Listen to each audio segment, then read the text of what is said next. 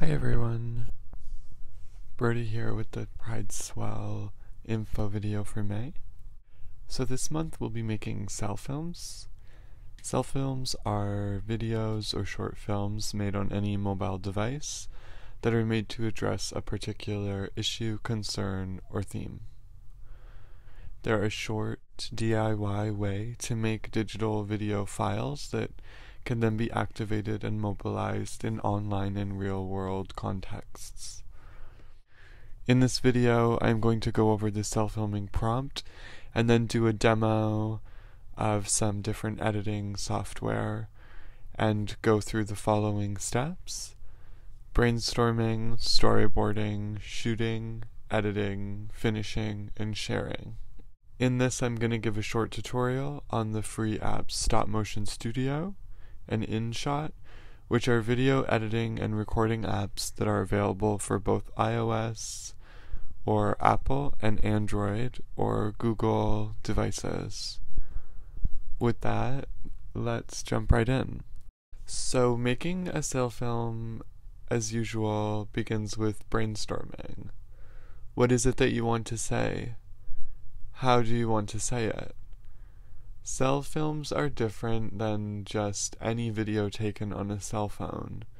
They're deliberate, made to capture and communicate something about an issue, concern, or theme. Cellphilms put the power of video production into the hands of anyone that has access to a cell phone. They are a platform for speaking up and speaking back. So our prompt this month is transforming the frame. In photography and video, the frame is a term that refers to the borders of the image or the camera's lens. The frame calls attention to what is inside the camera's gaze and what is outside of it. Photographers and videographers use the frame strategically to create narratives. What does it mean to transform the frame? This could mean bringing into the frame what is often left out, thinking about the limits of your cell phone. Or it could even mean formally transforming the frame, making it a different shape or ratio than horizontal.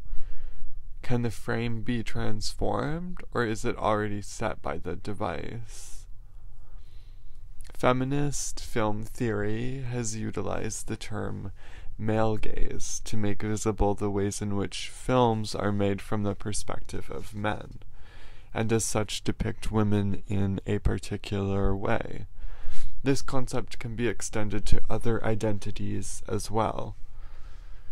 Might you think about transforming the frame by interrupting the male gaze, the cis gaze, the straight gaze, the white gaze, or the settler gaze? Brainstorm what you'd like to say with your Cellphilm and how you want to communicate this. Some approaches include printing out images as slides, filming yourself and others in pre-planned scenes, recording yourself writing text, or adding text in editing. Text is a really great way to communicate effectively. Once you've brainstormed, you can begin to storyboard. Storyboarding involves drawing keyframes and descriptions of shots and the visuals you plan on capturing in the recording and shooting stage. Here I am planning a short text-based video on how to respond when you've misgendered someone. I am going to write out a dialogue on pieces of paper, film myself showing them in succession, and then place this video on top of a calming background. This is what I've planned out in this storyboard. The more precise your storyboard, the easier it will be to convey meaning.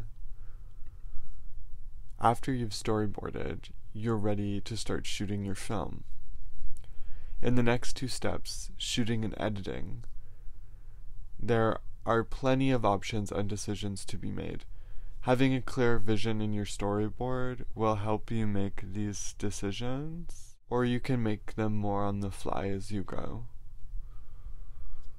For shooting your cell film, you can choose to use stop motion animation or live video capture.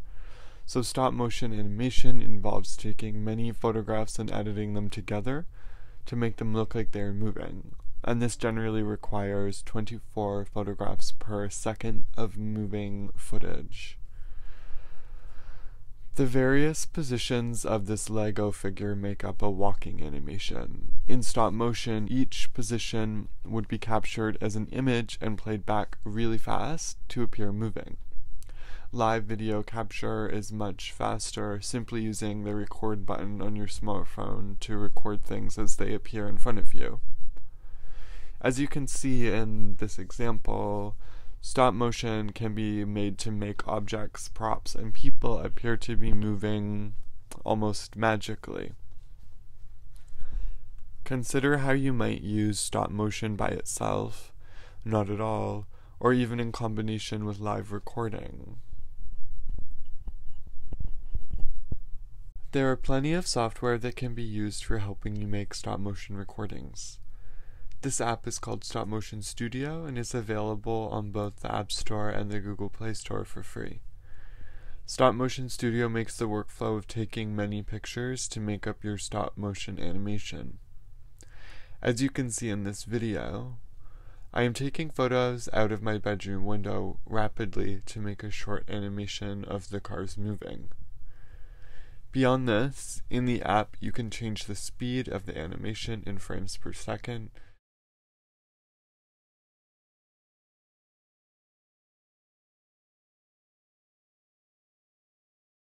you can add different fades between images, change the aspect ratio, add additional images, add template images over the foreground, change the color of the image, and change the quality of the resulting video and the playback. As you can see in this short animation, stop motion has a really charming, choppy quality to it. Once you've decided whether you plan to shoot in live motion or stop motion or a combination, you can get shooting or recording your video. Remember to always get people's permission if you'll be filming them, and if you're shooting in public spaces, to be mindful of who you might be recording. Your phone tripod and mini ring light will be helpful tools for shooting. What else can you use to support your phone or tablet? And what else could be used for lighting? Stacks of books work great for tripods as well. So for shooting your cell film, there are two approaches you can take. The first is a single shot video. This requires a good storyboard to go smoothly, but can be super rewarding. Some Android devices allow you to pause a recording as you record it, allowing for scene cuts in a one-shot approach. The other option is to record multiple different shots and edit them together. Even one-shot cell films can benefit from some editing. You can add text titles, credits, and other additional information. This will require some editing software. This is a free editing software called InShot, and it is available on both the App Store and the Google Play Store for free. In InShot, you can upload all of the footage you've taken and begin editing it.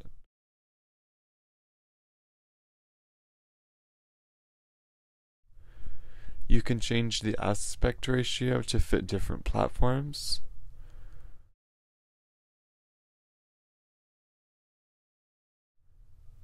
You can also add audio from your device, choosing from sound effects or recording live audio to be put in your film.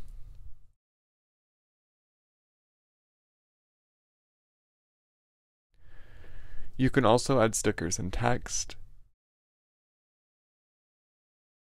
Adding text can be great for titles and credits.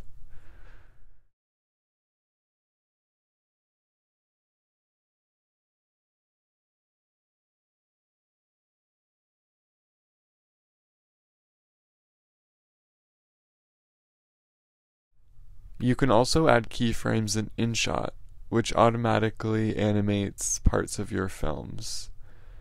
As you can see, here I am keyframing the text by hitting Add Keyframe, then moving to a different part of the timeline and adding another keyframe.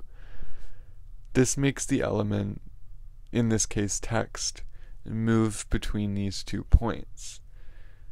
Wherever it moves from its original keyframe is where it's going to be animated to move by the second keyframe.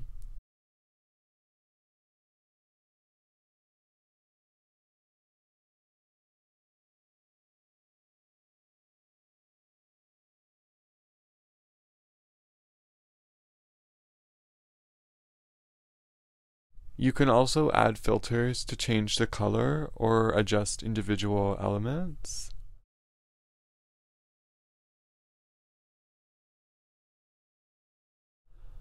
A cool feature in InShot is piping, which allows you to add a layer of image or video over top of your video track.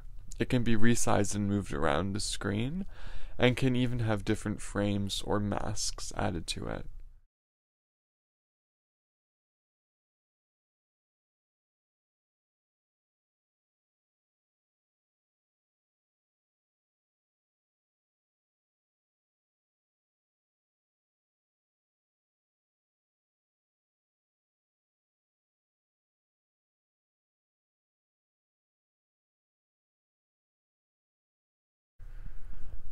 You can also trim, cut, duplicate, and move around all of your tracks to get the timing between different shots just right.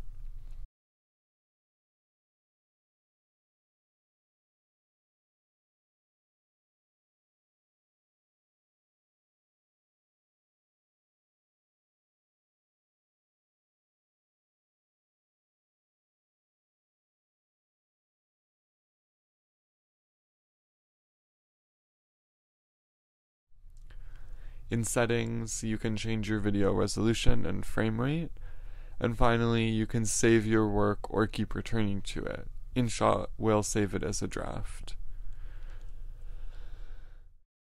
There are a lot of particulars that you can adjust when editing.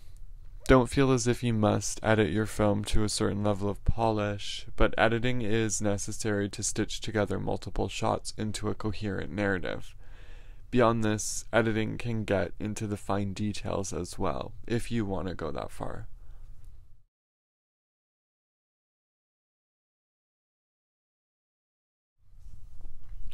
Once you have edited and exported your film, review it and see if there are any changes that you think need to be made. Does anything need to be added or removed? Have you gotten consent to record the people in your film? Do you want to have credits? Do you want to use a pseudonym or a fake name or your real one? Sometimes this process is reiterative, and after editing and reviewing your film, you might go back to the shooting phase to add additional scenes, or even back to the storyboarding stage with new ideas and experience. Once you're done making your Cellphilm, you can consider sharing it. This is totally optional. Some options include social media platforms, emailing it to Casey to share via PrideSwell, and even sending your Cellphilm to specific people you think need to see it. This could look like teachers, classmates, family, and friends, or even politicians, policymakers, and other power holders. And if you want, you can also submit your Cellphilm to McGill University's annual Cellphilm Festival. The deadline is May 24th, and the theme is transformations. To submit, your film must be 30 to 120 seconds and uploaded to YouTube. But you can see all of the details at internationalcellfilmfestival.com/submit. That's everything for this week on Cellfilming. I hope that you all have a fun time exploring DIY media production through cell phone films, and that you can learn some new working methods along the way. As always, don't hesitate to reach out to Casey or I with questions about self-filming, editing, or sharing your films.